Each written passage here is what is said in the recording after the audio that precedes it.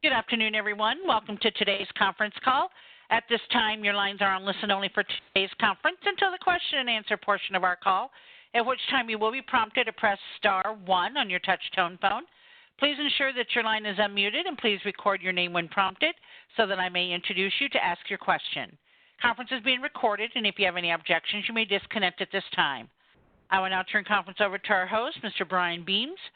Sir, you may proceed. Thank you, Jill. I appreciate it. Hello, everyone. My name is Brian Beams. I am a Senior International Trade Specialist with the United States U.S. Department of Commerce, and we drill down into the U.S. Commercial Service. I am located in the Northern New Jersey office. Also on the line is my colleague, Anthony Sargis, who sits in the Connecticut Commercial Service office.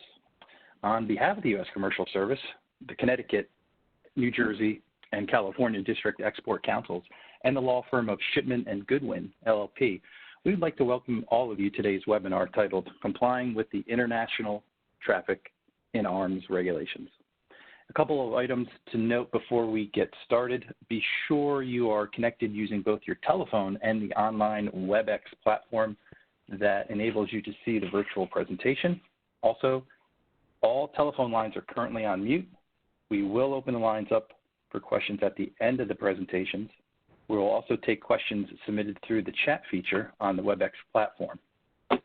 For those on the webinar who are seeking additional in-depth export compliance education, there is an upcoming virtual conference titled Complying with U.S. Export Controls beginning on May 19th, and it goes until May 22nd. It is a 4-day virtual conference hosted by the Bureau of Industry and Security, the Organization of Women in International Trade, and the U.S. Commercial Service office in Irvine, California. For more information, please log on to BIS's website or email Anthony or myself for the details. We'll get it right back out to you. Before we begin our featured presentation, I'd like to take a minute to inform you on the federal government agency I'm with. It is the U.S. and Foreign Commercial Service. We are the trade and investment arm of the U.S. federal government. We are a division of the International Trade Administration. Our mission is simple. We are to promote U.S. exports, protect U.S. commercial interests abroad, facilitate foreign direct investment in America. We have offices all around the world. Starting domestically, we are located in almost every state with 108 offices nationwide, I believe. Internationally, we have an office. We're in about 70 countries. We are in your U.S. embassies and consulates. And final note on this is our URL, our website has changed. We were export.gov. Now we are trade.gov or trade.gov. Just want to mention our upcoming webinars. This is the third of 10 webinars within the Export Compliance Series.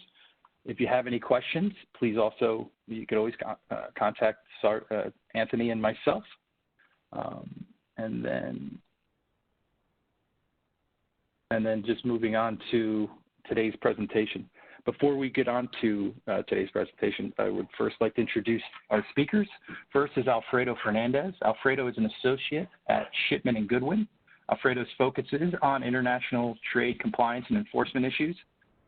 He counsels and represents clients on matters involving ITAR, the EAR, and other related U.S. laws, regulations, and policies affecting international trade and business, including economic sanctions programs, multilateral trade agreements, anti-bribery programs, customs laws, and anti-boycott regulations. As a member of the firm's real estate, environmental, and land use practice group, Alfredo's practice also involves regulatory compliance and transactional due diligence with respect to a wide range of federal, state, and international environmental, health, and safety laws. I also like to introduce Sydney Parkmond. Sydney, she is an associate with Shipman, with the Shipman law firm. Her business, within the business and financial practice group. She has an experience in drafting and negotiating commercial contracts, drafting international ITAR agreements and export administration regulations, licenses for submission to the U.S. government and managing export authorizations through the application and activation process. Prior to joining Shipman and Goodwin, Sydney worked as an international compliance export authorization specialist for a major aerospace manufacturer. She also has experience with global supply chain strategic contracts. And now I'll pass it over to Alfredo. Alfredo?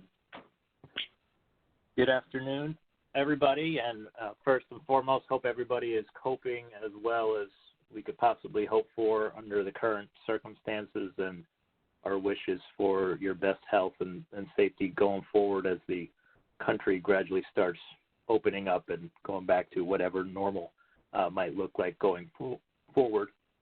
But, the focus of the next hour or so is the ITAR, and Sydney and I are happy to present a little bit of a 101 presentation here for those that may be new to exporting generally, new to military exports specifically, perhaps a company that had been doing mostly commercial or dual-use exports is testing the waters with some potential defense programs and ITAR-regulated exports, or as a refresher for those who practice with the ITAR in the course of their regular job, which may be still in the office or the new home office if you have that luxury.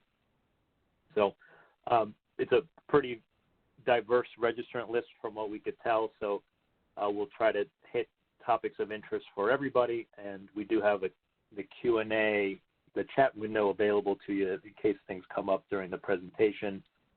Whichever speaker, either Sydney or I, is not speaking, we'll be taking a look at the Q&A questions coming in to see if it's something we can address live during the presentation or otherwise at the end when we open up the lines again.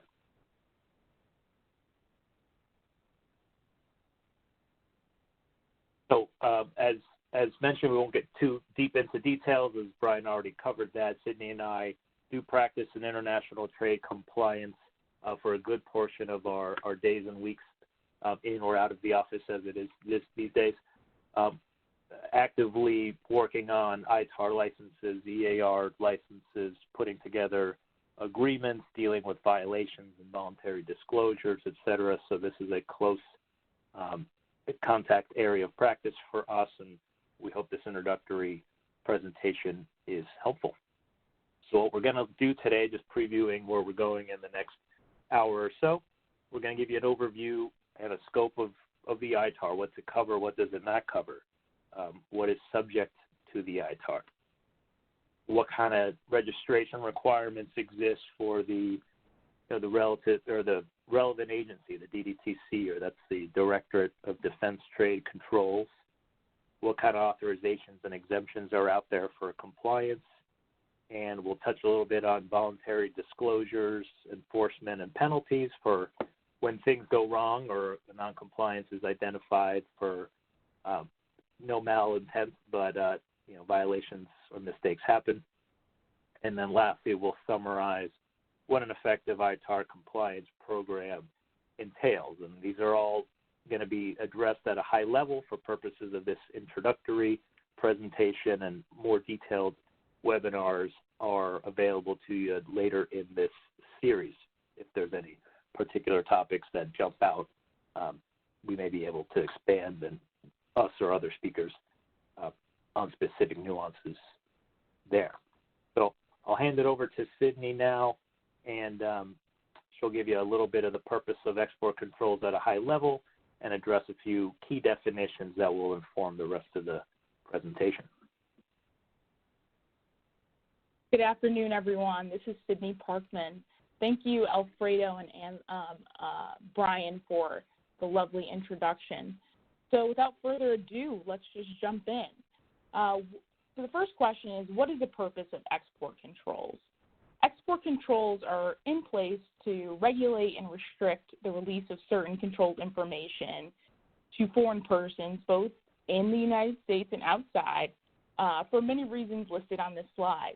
And as a result, prior to engaging in any business activity involving the transfer of such controlled items, outside of the U.S., a United States export authorization must be obtained.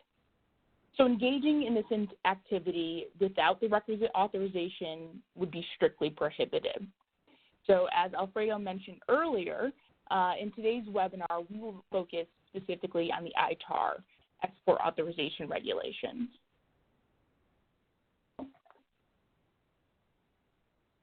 So the scope of the ITAR, the International Traffic in Arms Regulations, or ITAR, is administered by the Department of State, Directorate of Defense Control, so DDTC, which primarily deals with the defense or national security related items or technical data. So again, your military items, unlike the EAR, which is administered by the Department of Commerce, and that again deals with controls for the dual use items.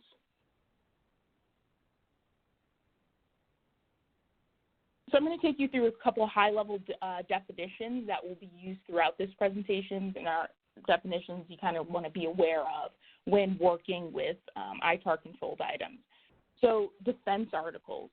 The ITAR controls the export of defense articles, and defense articles are items such as hardware, technical data that are listed on the USML that are developed or specifically designed for military use. And some examples of these defense articles that you all may be familiar with are forgings, castings, other technical data in physical form, as well as models or mock-ups.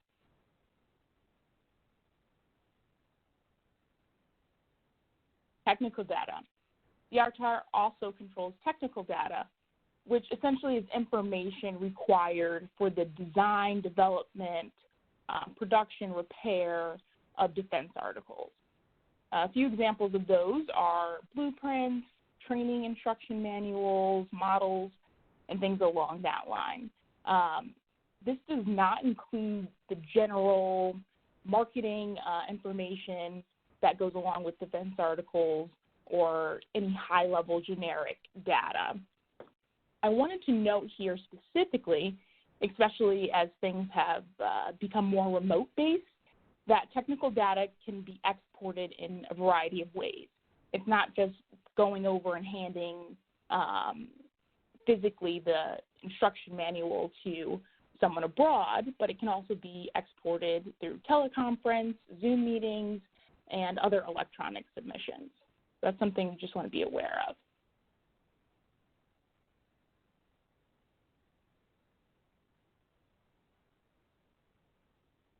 Defense services.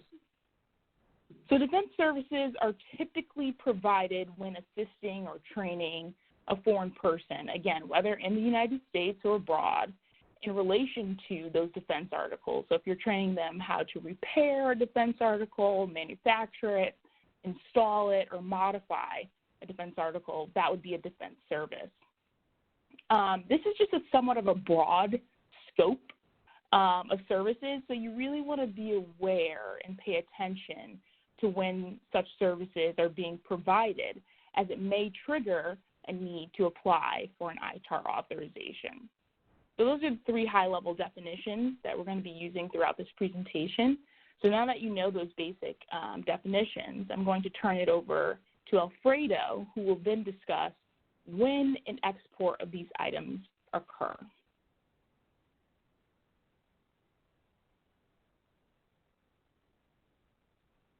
All right. So as Sydney hinted, the ability to export something can happen very easily, and you may not even know you're exporting something. And this concept was probably addressed on the earlier presentations if you tuned in to the EAR introductory presentation. But an export can happen in actual shipment or transmission outside of the United States. So, think about that as putting something in a box or a crate, putting it on the loading dock for your freight forwarder to pick it up and send it to your customer, and the customer opens it up and puts it in their assembly, whatever.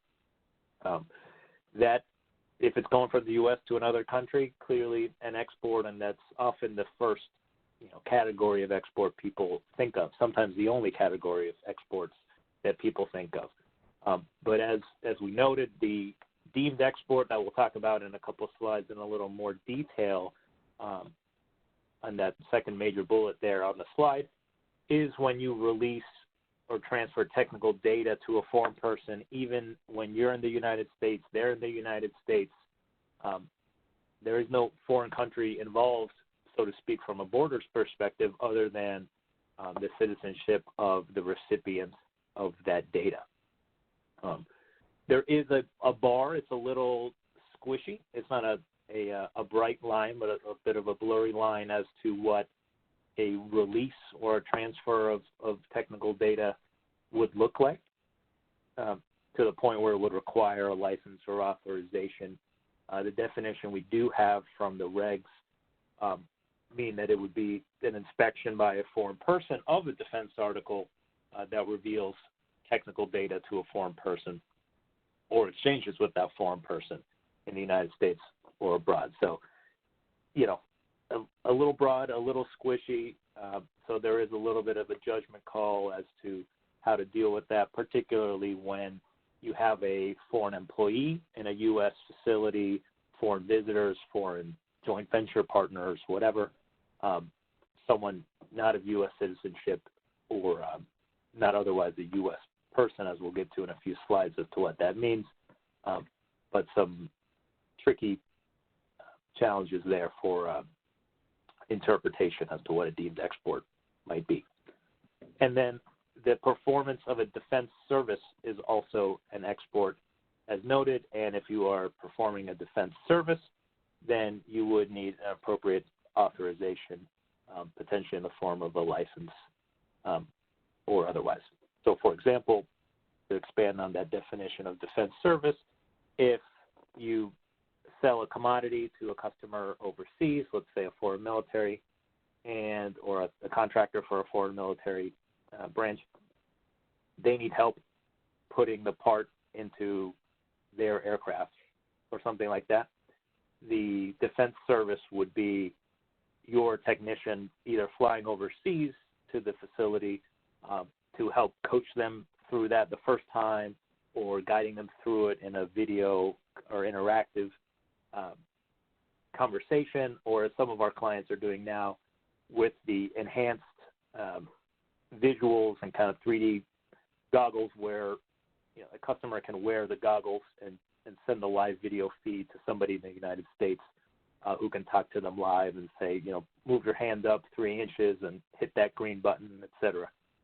So some new technology advancements are really changing what a defense service might actually look like, particularly now with travel being as restricted as it is.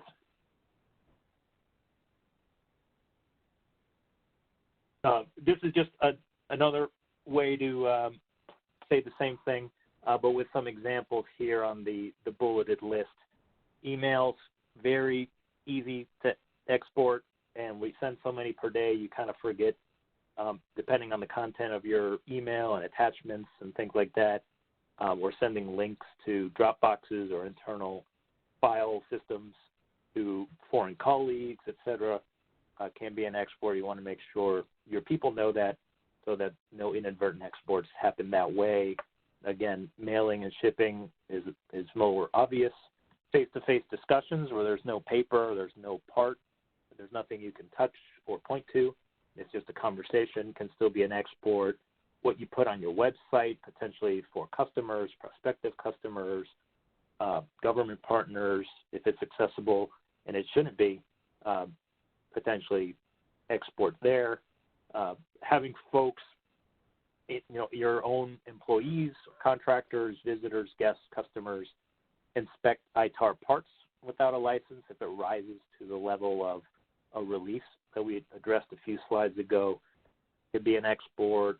Conferences, kind of in this environment we're in right now, Zoom, WebEx meetings, I put up a blueprint on the screen that's ITAR controlled technical data, but I have a non-U.S. person in the Zoom meeting. Arguably, if it's up there long enough for them to extract some of the goods in terms of technical data, an export just occurred from my own home office. And then hand-carried items, stump a lot of companies that we get a lot of questions for during travel and trade shows and customer visits. What's on their computer, what's on their cell phone in terms of encryption and accessibility in a foreign jurisdiction. And it's a tricky question and even trickier answer. But another way to mess up your export compliance potentially unknowingly.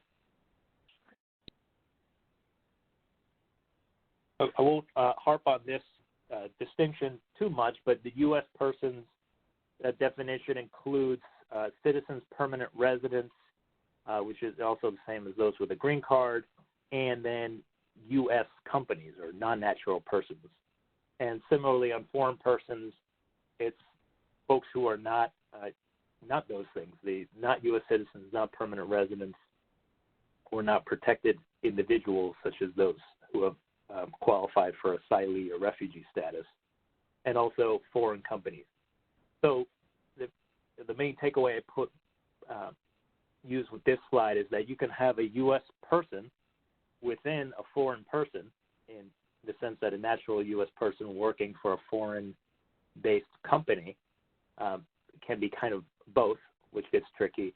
And likewise, perhaps more common for our audience today is that you can have a foreign person, a foreign national employee, working for a U.S. person, your U.S.-based company.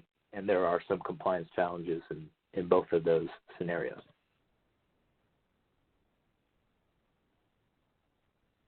And as I mentioned earlier, there is this concept of the deemed export. This one will kind of be here more for future reference because we've addressed some of these concepts, but transfer of technology can happen on U.S. ground. There is no foreign country involved.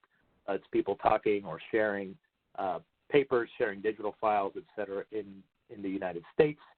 That counts as an export to the citizenship or nationality of the recipient for ITAR purposes. If you are expecting a deemed export to a foreign person, you should have a license or an authorization or some other kind of exemption that gives you permission to do that. Otherwise, the default is that that's an unauthorized export. And if you are sponsoring, on the last bullet here, if you are sponsoring any foreign employees, there's some kind of representations and compliance statements you have to make as a sponsor for the H-1B visa that says I'm in compliance with U.S. export regulations and deemed exports, et cetera, and there's technology control plans if needed, yada, yada. So in terms of the ability to make that statement truthfully to the U.S. government, some protections should be in place if that's part of your staffing model. And I'm going to hit two more definitions very quickly because we start spiraling into a definitions list, which I don't think any of us really want to get into more than we have to. But there is a concept of a re-export, and these slides and citations will be here for you as reference later. But that's basically A is shipped out to country, or an item is shipped from country A to country B, and then it's shipped from country B to country C. So it's a U.S. controlled part being exported from a country that's not the United States to another foreign country, and the jurisdiction travels with the item. So even if it has a few stops along the way to its end use or end location, there can be multiple exports and then re-exports. And similarly, again, this is more here for reference than deep discussion right now, but a deemed re-export can happen with a transfer or conversation or transmission between a U.S. person and a foreign person in a country that's not the United States. So, for example, if somebody is having a conversation in the United Kingdom, a U.S. citizen and a German citizen in the U.K., because it's already out of the United States, so to speak, but it's going to yet another foreign country based on citizenship of the German recipient, you get into this, the wormhole of a deemed re-export. Again, not critical for purposes of this introductory presentation, but there are some key definitions as your export compliance journey develops or continues, and understanding which of these are relevant for your business, particularly if you have multi-jurisdictional facility footprint there with facilities in other countries and third country nationals and things like that, which is fairly common in Europe with the ease of working in other countries. And with this, I'll take a pause here, catch my breath, and hand this back over to Sydney, who's going to talk about things you may have to be submitting to DDTC at one point or another. Yes. So now that we understand what an export is, the types of items controlled under the ITAR, as well as some of the certain business activities which would require an ITAR authorization, the next question you may ask yourself was, okay, well, how do I obtain an ITAR authorization? So we'll review the necessary documents needed prior to filing for an ITAR license or agreement application, or even using an ITAR exemption in order to obtain those authorizations. And then we'll briefly review what a disclosure is and when a disclosure should be submitted.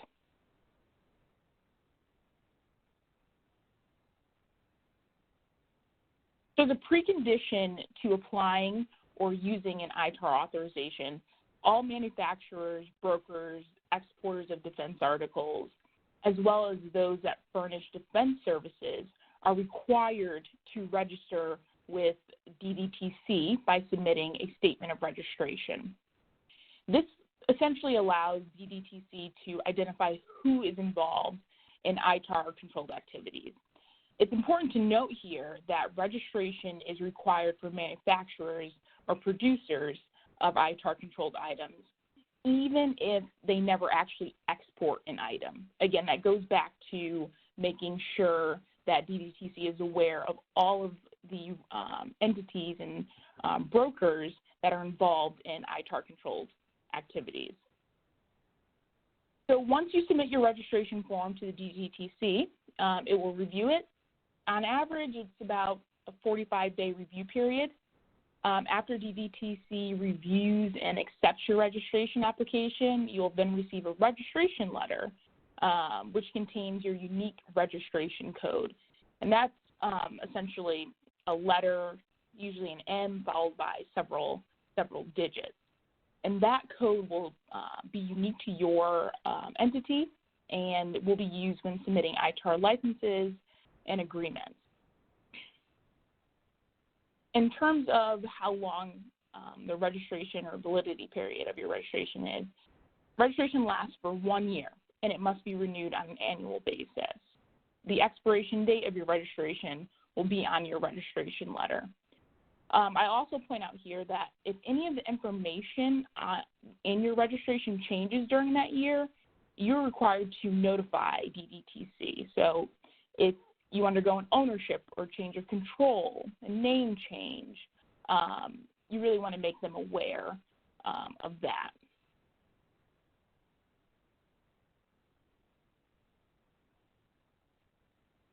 So now that you're registered, the next question is, well, what ITAR authorization is best for me? So there are 3 types of ITAR authorizations: licenses, your DSP-5, DSP-73s, agreements, your manufacturing license agreements, your technical assistance agreements, and even your warehouse distributor agreements. And then finally, there are exemptions. And Alfredo will touch on this, but essentially, exemptions are an ITAR authorization, but you do not need to get approval from the DDTC in ways that you would get approval or submit a license application from the DDTC.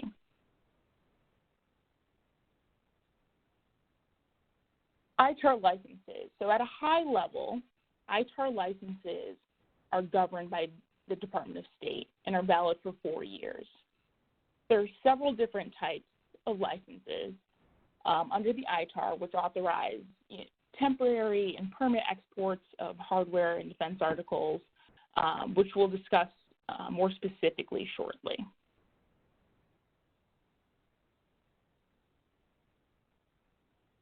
So here are the key elements of an ITAR license.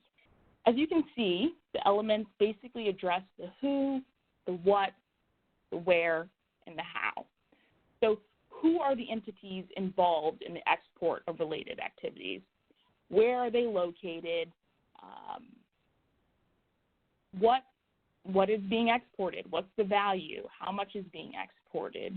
How are these items being exported? Will it occur through electronic transmission, the shipping of goods? And then why? What's the specific purpose of this export? Why are they being exported? What's the scope of the export? And these are all necessary elements when submitting a license application under the ITAR.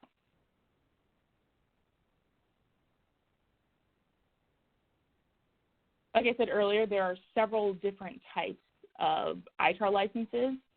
The most common ones you'll likely see are the DSP-5s and DSP-73s. So the DSP-5s cover the permanent export of hardware or technical data. Once that's exported, it will not come back. With DSP-73s, that covers the temporary exports of hardware or defense articles, but it does not include technical data, because once technical data is exported, that doesn't come back. There are DSP-85s, which covers the export of classified defense articles and technology, and then DSP-61s, which are the temporary import of unclassified articles. So the key takeaway here is just be very cognizant that technical data exports are permanent.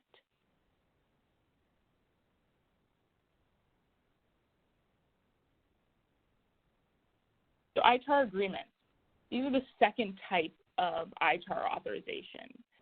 So basic overview, ITAR agreements authorize a U.S. party to do essentially three major things: provide defense services or disclose technical data to a foreign person, authorize a foreign person to manufacture defense articles abroad, and essentially establish warehouses abroad for defense articles. And typically these agreements have a duration of a 10-year period. Yep. And just to jump in here, Sydney, on the first sub-bullet, to be extra clear, the provision of a defense service includes the transfer of ITAR-controlled technical data for purposes of these agreements. Yes, that's correct. So the elements of an ITAR agreement, you'll notice it's very similar to the elements of a license. Again, the basic framework and the core elements of any license or agreement application are the who, what, when, where, and why.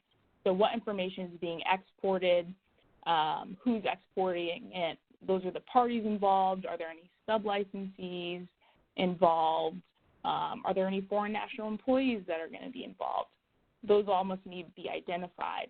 Again, the what's the value of the product or the technical data being exported, how much of it, the quantity of the items, the classification of the items, those are all going to be elements when submitting an ITAR agreement.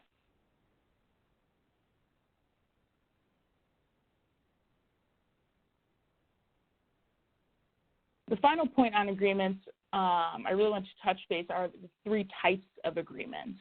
So there are technical assistance agreements, manufacturing license agreements, warehouse distribution agreements.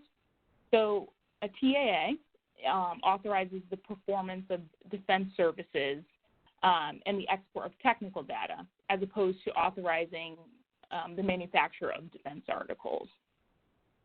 An MLA is very similar to a TAA, but the MLA also authorizes the export of those manufacturing know-how and defense articles abroad. And then finally, your warehouse distribution agreements. These are not as common as TAAs and MLAs, but they do exist, and we wanted to make you aware. So WDAs essentially authorize a U.S. person to establish a distribution point abroad for those defense articles to be manufactured. And again, just to make you aware, the main ones are going to be the TAAs and your MLAs. So it's a very high-level overview of the different types of authorizations, specifically the licenses and the agreements. And now I'm going to turn it over to Alfredo to discuss the final authorization type for the EAR. Thank you.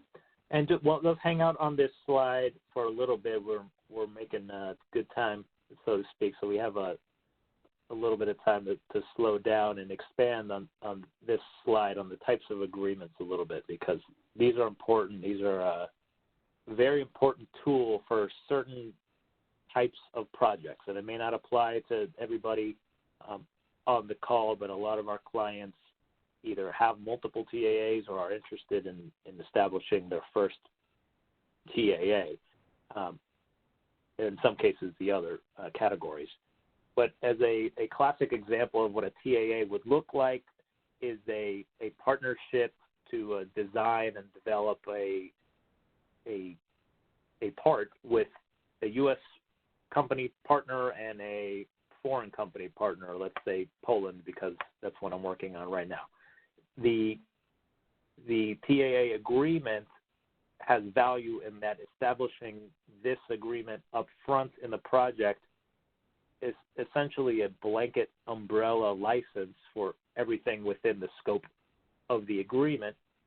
And why that's valuable is because it gets you out of the need to prepare and submit licenses for every type of technical data exchange you would have in such kind of a design and development project. And you can imagine how many files are being shared in emails and shared workspaces and FTP sites, etc.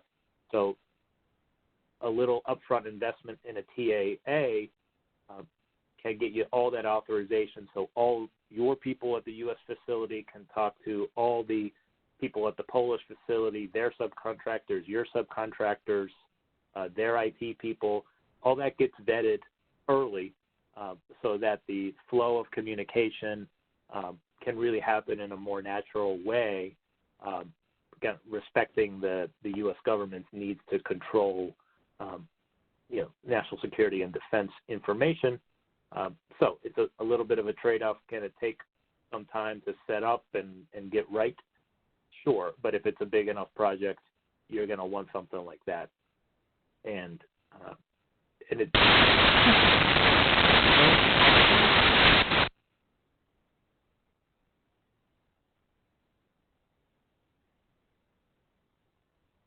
Excuse me, this is the operator. We have lost Alfredo's line at this time. Sydney, are you still on? Yes. Yep, I'm still on. So I'll just take over. I'm going to give you the rollback until we get him connected again, and then we'll move from there. Not a Just give problem. it 1 second. All right, you should have control. Yes. So the third authorization type are ITAR licenses exemptions. And kind of like we mentioned before, you don't need, what's unique about exemptions is that you do not need to submit a formal license or application similar to what you do for an agreement or license. Instead, these are listed in the regulations as exemptions that you can use on your own. And these apply to specifically ITAR-controlled items. But what we wanted to make you all aware of is that although you do not need to submit a formal license, there are requirements listed in the regulations as to when an exemption can be used and the certain criteria needed to meet in order to use such exemptions. And going on, and we'll touch base a little later about specific requirements of best practice compliance program. But when using these exemptions, it's really important that you maintain records and reporting of the requirements when these exemptions are used. Sydney, I think we got Alfredo back on the line. If we want to, we can go back to that slide, Alfredo, and then we'll just pick up from there. That's fine. And sorry about that interruption. I heard a unnerving noise from my phone and dropped the line for some reason, and everything seems to be okay. I apologize for the disconnection there. No worries. But yeah, let's keep on moving. If I can get the presenter rights back, I just got those, then we'll keep going. As I heard Sydney saying, the exemptions are kind of self-authenticating, so there's no submission necessarily required to DDTC to get that blessing to use an exemption. If you qualify for it, that's your determination, and you can go ahead and do it. The balancing point there is that often that comes with a lot of record-keeping requirement and reporting obligations, such as every year you need to report a certain amount, a summary of your exports to country X or whatever. So keeping those types of requirements that are more administrative and paperwork on your end are part of the evaluation as to whether you want to use an exemption. Some clients, even though they qualify, actually prefer to just get an active license so that they get out of some of the record keeping and reporting requirements, that if they're more familiar with how to operate under the authorization of a license. We'll touch briefly here on voluntary disclosures, because it is a part of the ITAR and frankly part of our practice on military exporters, and why they call us. Sometimes we get the call when things have already gone bad, even though Sydney and I like the compliance elements of it to prevent the bad parts. So the violations happen, non-compliances happen. Sometimes emails get sent on accident. A new person wasn't trained and didn't realize it was a unauthorized transmission to a potential customer, at the quoting process or quoting stage, or business development reasons, send some kind of files, or shipments were sent to the wrong address by mistake. Mistakes happen. The government realizes that. So that if you identify a if you identify a violation, you usually have the option to submit a voluntary disclosure.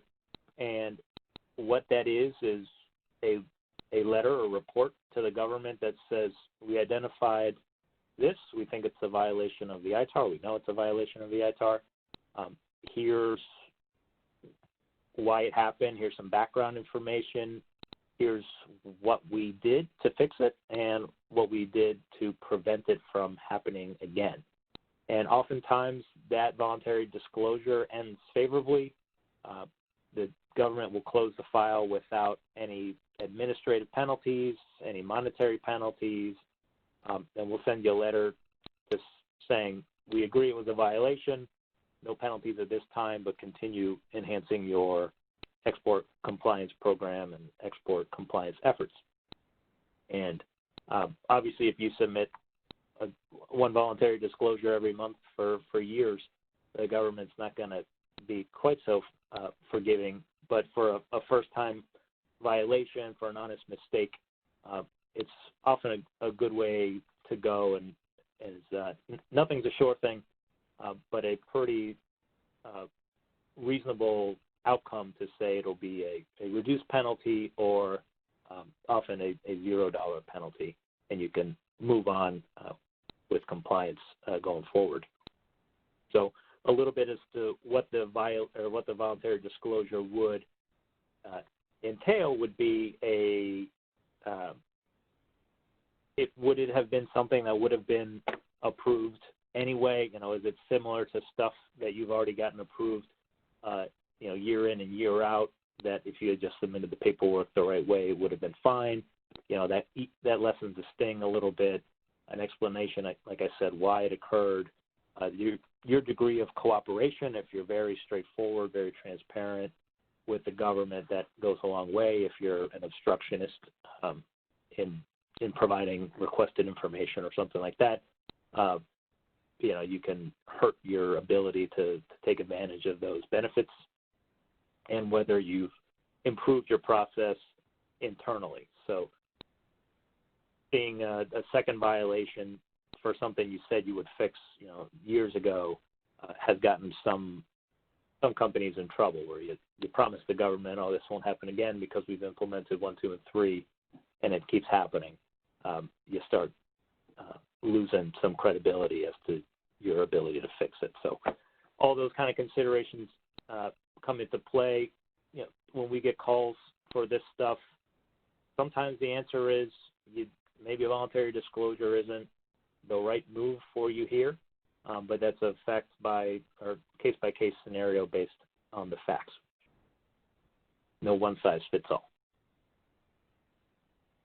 Oh, sorry, let me go back to that slide. On the top right, you'll notice our note here on June 9th, Sydney and I are doing a dedicated webinar on this type of topic, not only voluntary disclosures, but how to deal with enforcement generally and site visits by government personnel and site inspections and things like that. So if that's of interest, please tune in. I think same bat time, same bat channel on June 9th.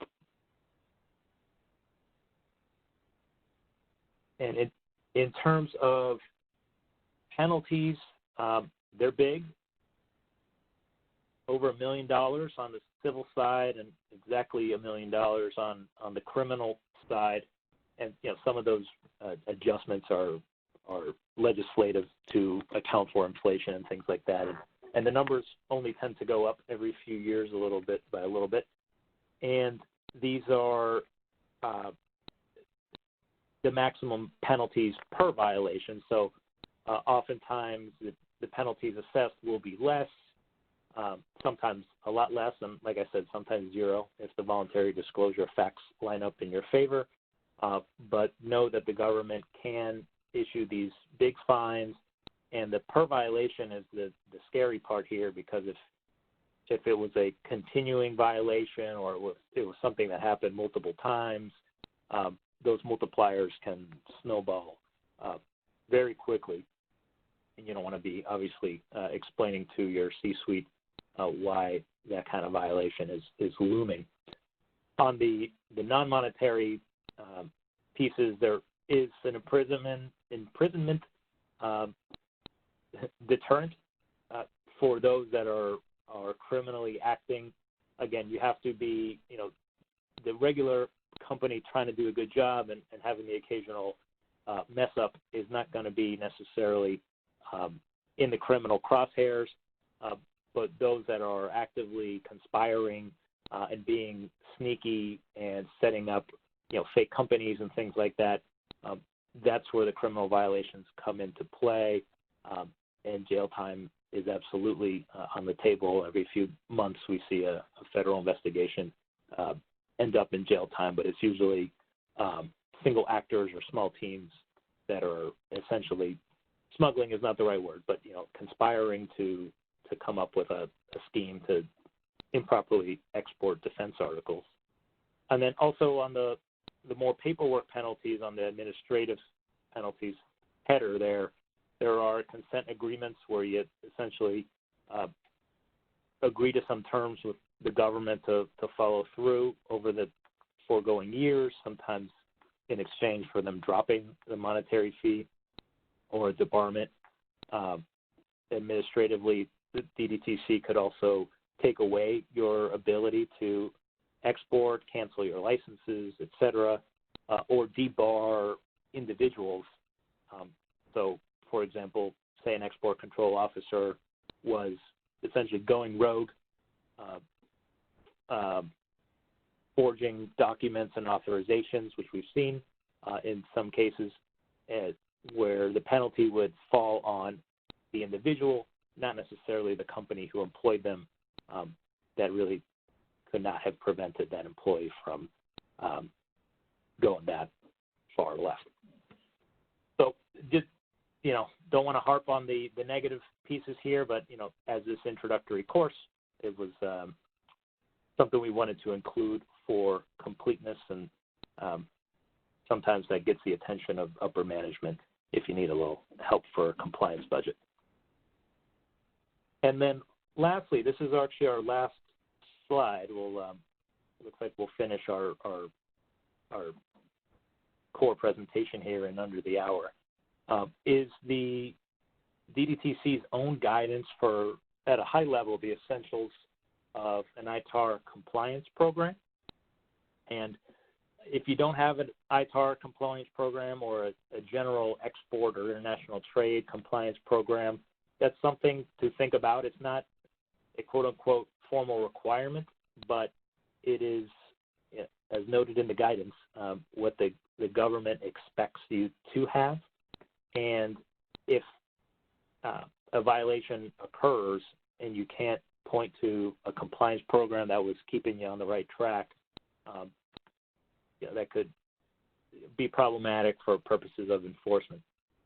So what DDTC expects you to have is an explanation of your organizational structure, and if it's a very small company, that's very easy. You have your org chart with your 6 or 12 bubbles of people, and that's that. But if you're a multinational or have a complicated parent affiliate structure and things like that with different operations in different locations, the complexity can grow, and it doesn't necessarily mean if you have 400 separate entities for tax reasons and things that they all need to be in your export compliance program, but the program should appreciate how your company is built and structured and designed around that.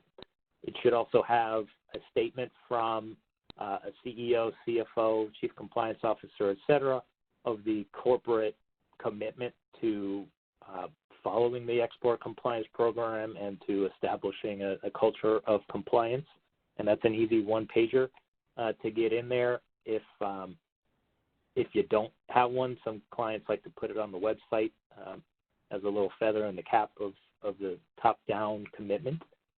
And the ability to identify and know where your ITAR-controlled items are at any given time or where they're going, both physical from a kind of a warehouse, shipping, distribution, supply chain perspective, but also the technical data where your data lies in terms of electronic storage and who has access to what. As I mentioned, re-exports and retransfers and deemed re-exports earlier in the presentation during the definitions, understanding is in the course of our business, are we expecting re-exports of our products when we ship to foreign country B? Is it then going to foreign country C? Understanding that flow of your goods or technology is important for the compliance program and being able to account for that from an authorization perspective. Also, moving over to the right-hand column, restricted or prohibited exports and transfers. So, for example, if your country is dealing with a region of the world that's heavily sanctioned or embargoed, like for example, China or Russia or the Middle East, where some exports are allowed, other exports are definitely not allowed, and sometimes it depends on the use, the end user, the region, the sophistication, et cetera. So it's understanding your market and your export destinations and your customers and how your products are used to understand if some of those sanctioned or embargoed countries or regions or individuals are going to be problematic, and how to make sure you stay on the right side of that line. Again, I'll flip through these last ones quickly. Record keeping, what kind of records do you have to be keeping for your particular types of exports? Internal monitoring, who's minding the farm, and internal training and training records and training expectations for employees at all various levels, including basically every department you can think of, including accounting, shipping, business development and sales, engineering, manufacturing, they all have a hand in export compliance, and finding the right level of training for each department can be specific to each company depending on size and organization.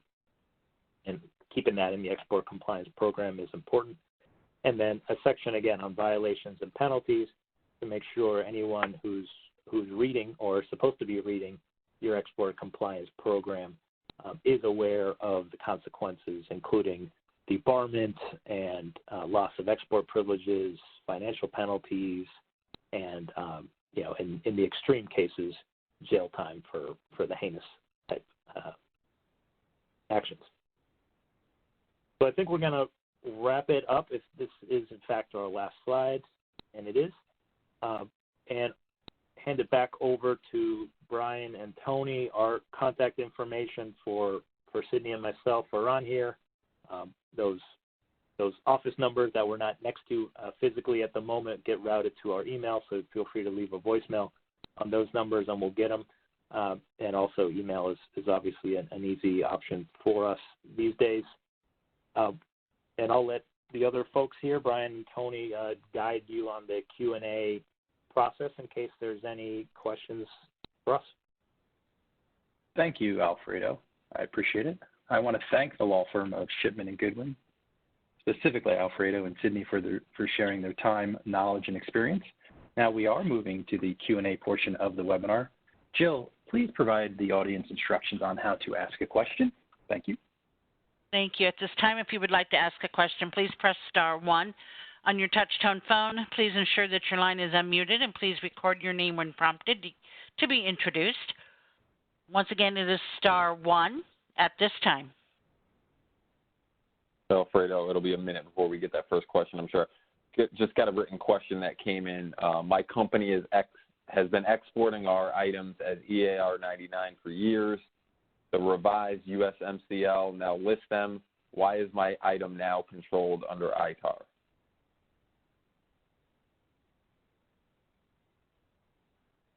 That's a good question, and it may be a better fact-specific question, but the government has the right to classify articles the way they see fit. If it's appropriate to be on the United States Munitions List, essentially those controlled by the ITAR, it can be. If it's otherwise on the Commerce Control List or the group of commodities governed by the EAR, it can be. And EAR 99, as most folks on the line may know from the prior webinars or from experience, are those items still subject to the EAR, but that aren't necessarily listed on a list and just can't go to prohibited end users or prohibited end countries or for prohibited end uses. So there's still a little bit of vetting to be done for EAR 99 items. I'm intrigued by, if an EAR 99 item was recently upgraded, so to speak, to a ITAR controlled part, which seems odd and contradictory to a lot of the trends from the U.S. government deregulating some of the things or constricting the scope of the ITAR. But it could be that a new discovery that a somewhat routine piece of equipment was being used inappropriately by foreign parties, foreign governments. For example, there's a big emphasis on the Chinese and their telecommunications uses and parts and technology. So there could be a country or fact-specific explanation for that, and I'm happy to take more details offline to get you a more precise answer there. Thanks, Alfredo. Jill, do we have any questions that are coming in verbally? No, we have no questions at this time on the phone. Once again, please press *1 and unmute your phone line to ask a question. Alfredo, while we're waiting for another question, just as far as this current situation with COVID-19 pandemic, had there been any changes or anything that you're seeing from DDTC during the last 2 months or so?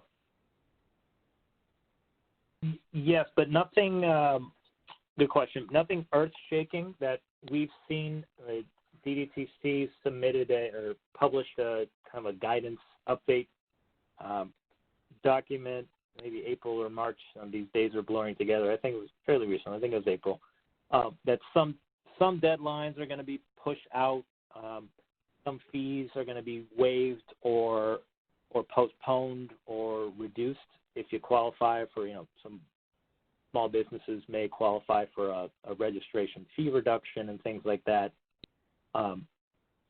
Some licenses that would have expired during these current months may get some automatic extensions, but that's not guaranteed. You should look into the details. For example, if you have a TAA that expires today, May 12th, that may or may not be extended automatically.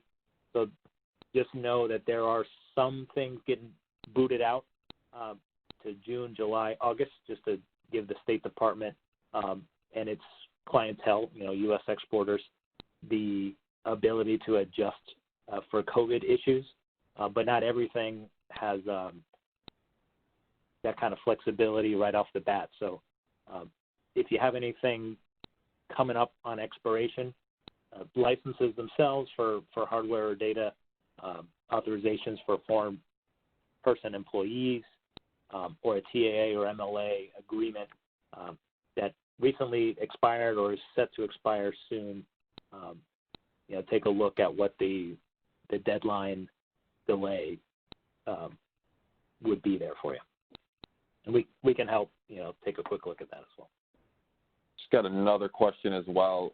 Are public universities eligible to use ITAR exemptions? Yes, and that I had actually a note written down on my Post-it in front of me that said universities. To make a note that universities are frequently able to use the fundamental research exclusion. It's got slightly different names under the EAR and the ITAR, but essentially, if it's fundamental research, the university can exchange and export that kind of technical data without a license, because fundamental research is, by definition, carved out of the definition of technical data.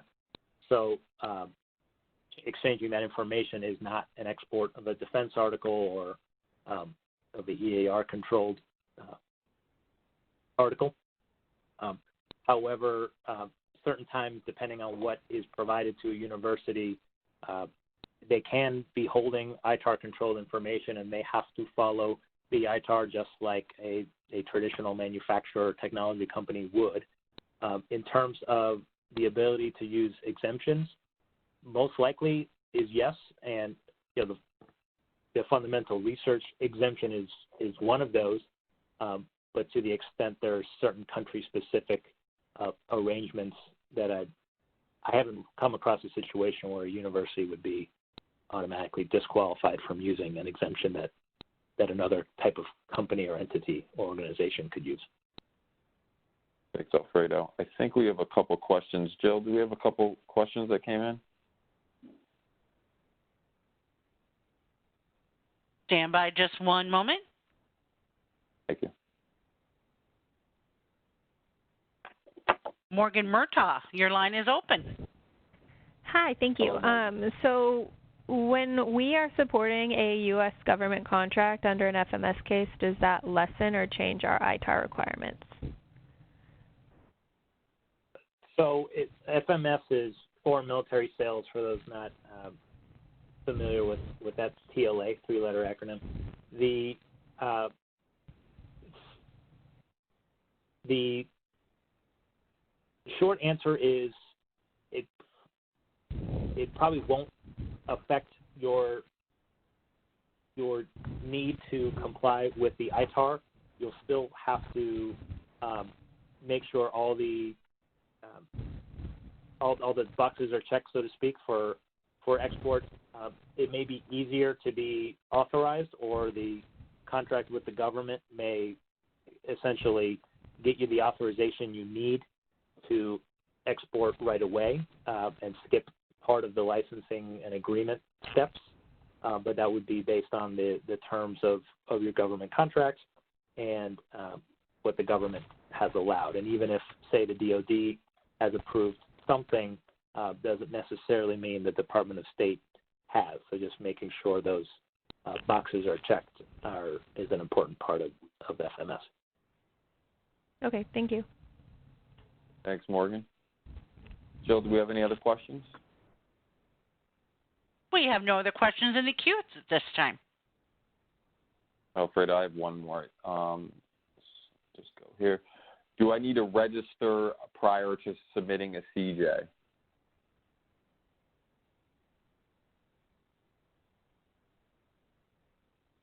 You know, that one stumps me.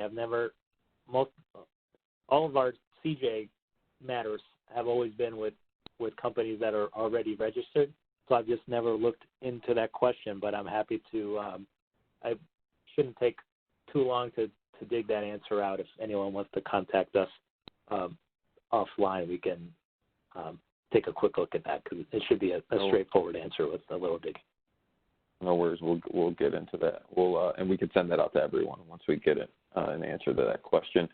Just want to mention quickly. So what we're going to do is I know we're getting a lot of questions regarding the presentation. So every week on Friday, we're going to send out the cleared presentations that are provided by the presenters, as well as the cleared recordings, the net replay recordings.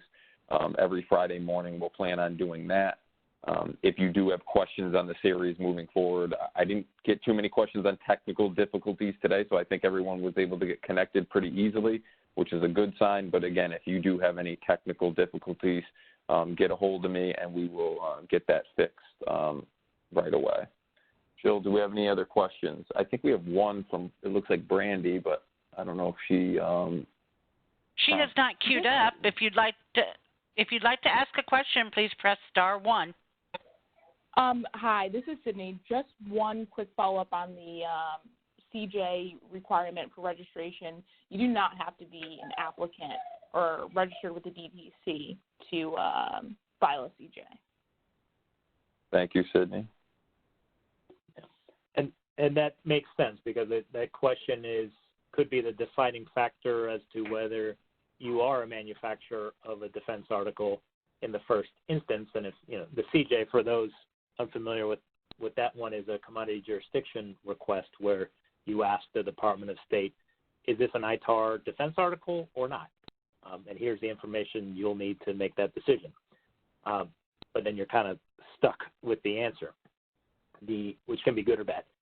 The issue there is if you have something you think is probably not ITAR but might be, and you want to get some clarity, you can submit that. And if the government says we agree it's not ITAR, then you're not a manufacturer of ITAR defense articles, presuming you don't do anything else in the ITAR world, and registration would not be appropriate or necessary. So that makes sense. I'm glad that's the answer. And Sydney, it looks like James Fox on the Xbox option also came to that conclusion from experience.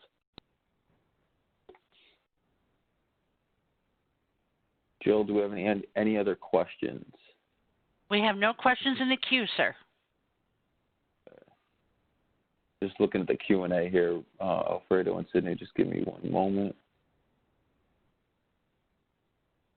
All right. For U.S. manufacturers that produce outside the United States with U.S. intellectual property, are they subject to the ITAR and export licenses? Do they need to get export licenses?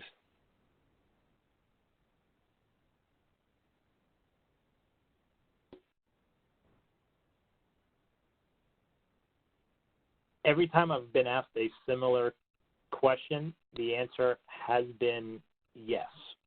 There are probably some scenarios where the answer could be no, but if it's U.S. origin technical data, and it just happens to be used elsewhere to manufacture something outside of the country, most likely the ITAR jurisdiction will stick to the technology and the product. But again, that's very fact specific as to the history of the design, et cetera. So can't give you a very clean answer there, but the default position should probably be yes, the ITAR would still apply unless we can convince ourselves it doesn't. All right, thank you, Alfredo. That's all the questions I have in the Q&A. Brian, do you want to mention something, and then we'll give it a last call for questions? Thank you, Anthony. Just as a reminder, you'll see on your screen now that we do have a couple more upcoming webinars. Please feel free to register, and if you have any questions, feel free to contact me at Brian, B-R-I-A-N, .beams, B-E-A-M-S, @trade.gov. And then also, we did introduction to the BIS and export exceptions last week webinars. So if you missed that, but you are interested in obtaining that education, please contact me. We did record them. That's everything, Tony. I'll pass it back to you for closing. All right. Jill, do we have any final questions? No, sir, we do not. All right. Well, we're going to end a little early today. I want to thank Alfredo Fernandez and Sydney Parkmond with Shipman and Goodwin. We appreciate your time today. Everyone stay safe out there. And if you need anything from us, please don't hesitate to contact us. We've been receiving a lot of questions from folks over the last, since we started this last Tuesday. So keep the questions coming. Appreciate it. This does conclude today's conference call. We thank you all for participating. You may now disconnect and have a great rest of your day.